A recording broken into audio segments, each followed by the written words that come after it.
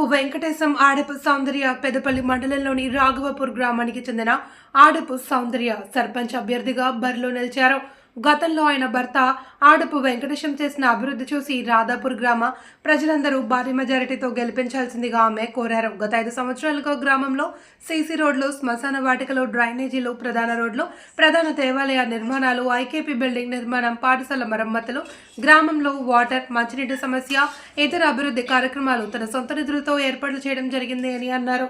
మరోసారి గ్రామంలో అభివృద్ధి కొరకు నిరంతర కృషి చేస్తూ కాంగ్రెస్ ప్రభుత్వం ఎమ్మెల్యే విజయ రమణారావు సహకారంతో గ్రామానికి కావలసిన నిధులు తీసుకువచ్చి రాష్ట్రంలో అన్ని వర్గాల ప్రజలకు సంక్షేమ పథకాలు మరియు ఇతర సౌకర్యాలు కల్పించి పెద్దపల్లి జిల్లాలోని ఆదర్శంగా గ్రామంగా రాఘవపూర్ గ్రామానికి ముందుకు తీసుకువచ్చా అని అభివృద్ధి చేస్తానని పేర్కొన్నారు.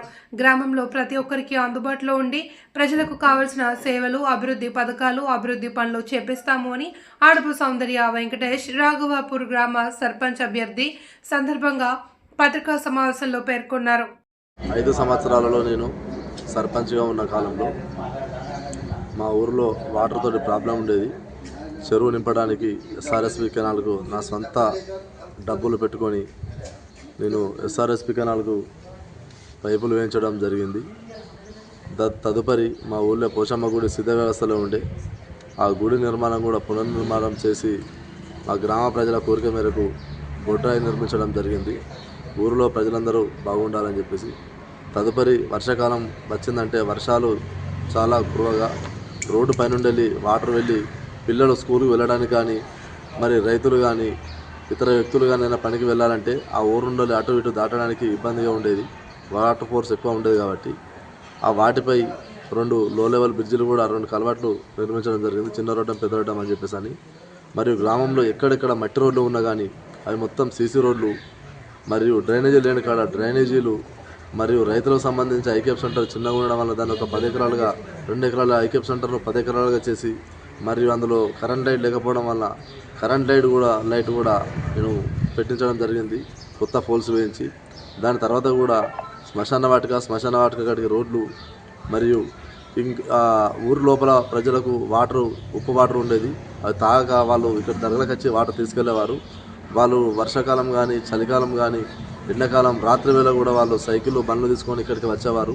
వాళ్ళ బాధను చూసి నా మనసు చలించిపోయి నా సొంత ఖర్చులతో వాటర్ ప్లాంట్ నిర్మించడం కూడా జరిగింది.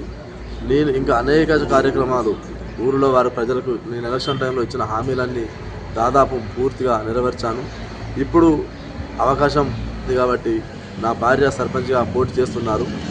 రాఘవపూర్ గ్రామాల ప్రజలందరూ గతంలో నేను చేసిన గ్రామాభివృద్ధి కార్యక్రమాలు మీ మనసులో ఉంచుకొని, మీకు తెలిసినవి కాబట్టి, నేను చేసిన పనులన్నీ మీకు తెలుసు కాబట్టి ఈసారి కూడా నన్ను ఆశీర్వదించిన విధంగానే నా భార్యను ఆశీర్వదించి గెలిపివ్వాలని తెలియజేస్తున్నాను.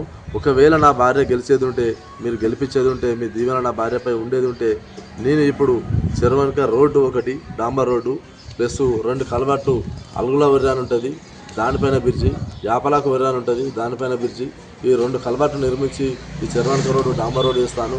చెరువు కట్టపై కూడా వెడల్పు చేసి డాంబర్ రోడ్ చేస్తాను. చెరువు కట్ట కింద కూడా వాటర్ ఊటా చేసి పొలాలు పంటలు పడతారు కాబట్టి సీసీ డ్రైన్ నిర్మిస్తాను. మరియు ఊరు రాఘవపూర్ స్టేజ్ దగ్గర నుండి ఊరు లోపల వరకు కూడా బీటీ రోడ్డు నిర్మాణం చేపిస్తాను. మరియు అలాగే రాఘవపూర్ యాదవ్ వాడకు గోదాం పక్క నుండి వెళ్ళి బైపాస్ రోడ్ కూడా చేస్తాను. ఈసారి కూడా నేను బైపాస్ రోడ్ రైతులకు మేలు జరిగే విధంగా బైపాస్ రోడ్ చేయడం జరిగింది. అదేవిధంగా బైపాస్ రోడ్ కూడా యాదవాడ కూడా చేస్తానని నేను హామీలు ఇస్తున్నాను.